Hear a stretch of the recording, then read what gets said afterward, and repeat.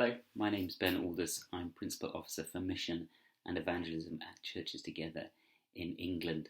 Sorry I can't be with you this morning. I'm in London in a meeting, but thanks for allowing me the opportunity to share a few thoughts on the theology of eating together. Who we share our food with and how is an important question, perhaps, especially in the light of isolation and lack of opportunity to eat together that the COVID lockdowns have elicited over the last 2 years. It's only been possible a lot of the time to eat together with those in your immediate household. And if you are anything like me, eating is an important part of life.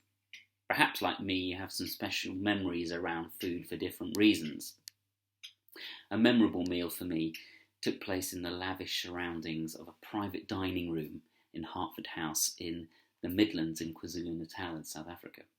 It's one of those restaurants that you only get to go to once or twice in a lifetime, unless you have the wallet, and everything about it screamed exclusive. There were only 5 or 6 tables and probably a maximum of 15 guests, and each course had been thought about in exquisite detail. A soup which included pouring little pods which exploded delightfully in our mouths, all the way to the finale of handmade petit four infused with tobacco, which was such a surprise that we laughed out loud. Eating the meal with my sister and husband and a night away from the children made it extra special. But it was in no way inclusive. The second meal was quite the opposite. In my early days at St John's in Wynberg in Cape Town, where I was vicar, I helped to lead the congregation to think about how they might connect with the local community in more intentional ways.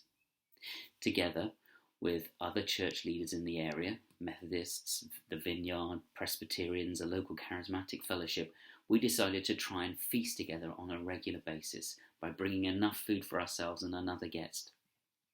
We met in a local park, which in some ways acted as a buffer between the wealthy, exclusive Little Chelsea area and the main road, usually bustling with life and people not just from Cape Town but across the whole continent. For some in my congregation, this was an exciting opportunity to be seized and enjoyed. For others, it was rife with security risks and potential pandemonium should our feast be overrun with homeless people seeking to steal all the food. The reality was much less exciting, but more profound. Parading down to Maynardville Park after church, with picnics overflowing, a congregation with others from churches in the area was in fact joyful. We spread the food out on large tables and prayed and invited the people to come and eat. Some church members set up a couch offering prayer. Within 20 minutes, word had spread across the homeless community and people lined up for a plate of food. But word also got out at the local police station just across the road and amongst a bunch of security guards in the local mall. People who just happened to be taking a Sunday stroll were urged to join us. Finally, a small congregation of Zimbabweans who met for fellowship in a nearby room on the main street walked past and joined us. I have no idea how many people ate or the types of conversations and prayer that took place, but I remember thinking at one point as I watched everything unfold, however imperfectly, this embodied something of the heavenly banquet that will take place when God comes to make his home in our midst. The gathering was certainly made up of many people who were usually not made welcome for a whole number of reasons. We were attempting to practice hospitality towards strangers. When we eat together, we share our food, we listen to each other's stories, we're partaking in something wonderful, seeing across boundaries, seeing one another's humanity, practicing being human together. So why don't we do it more often? Martin Jones, in his intriguing work Feast, Why Humans Share Food, explores from an archaeological perspective the imperative of gathering to share food. Towards the end of the book, he notes, "It is as if the most treasured ancient ritual of gathering in a conversational circle to share food died at some point during the late 20th century, displaced by an antisocial commercial jungle. Some of us have lost the art of sharing food or eating together, and in doing so, encountering one another or seeing each other in deeper ways.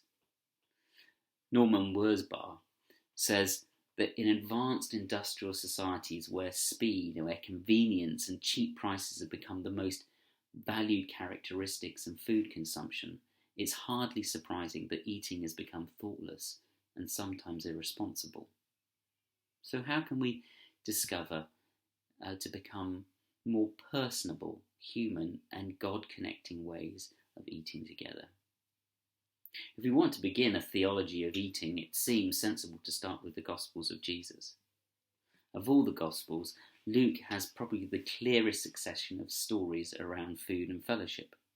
The Catholic theologian Robert Kerris says that in Luke's Gospel, Jesus is either going to a meal, at a meal, or coming from a meal. You can literally eat your way through Luke.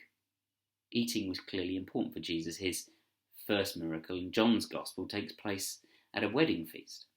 Jesus was a party man, and he was willing to be called a glutton and a drunkard and a friend of sinners and tax collectors in the process. But in his interactions with people around the table, Jesus is doing something unusual and unexpected. At these meals, Jesus is associating with outcasts and misfits and broken people. We need to put table fellowship in its historic Greco-Roman context. Jesus does a good deal of his teaching at meals, not just in instruction, but how he conducts himself. For Jesus, table fellowship has an upside-down flavour, but this can only be understood in the context of the place of meals and eating in the ancient Greco-Roman world. In Jesus' day, the symposium was the formal banquet, a model for the perfect or ideal meal, an evening of conviviality and conversation. But only free men were allowed to recline at these meals. Women and slaves had to sit, and guests took their place around the room according to their rank. The symposium served as a school for manners. The rules of etiquette were seen as ideals for how people should treat companions, strangers, and those of different class and social standing. Most of the meals that Jesus attended in the Gospels followed a similar structure to that of the symposium, but he subverts the expectations. He dismantles the hierarchies that existed in those contexts.